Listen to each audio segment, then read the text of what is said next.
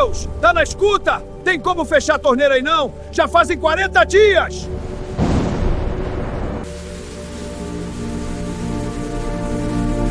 Tá bravinho por quê, Noé?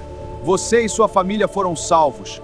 Aprenda a ter paciência, senão vou ter que criar uma terapeuta para cuidar dessa sua ansiedade.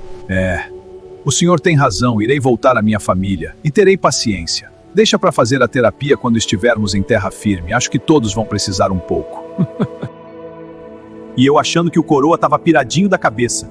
Mas ele tinha razão, Deus existe e conversou com ele. Eu nunca duvidei dele, nem de Deus, ainda mais porque ele falou que quem tava zoando ia parar de rir quando tivesse que nadar. Pois é, e a zoeira desceu mesmo, mas se não sabiam nadar, eles se lascaram.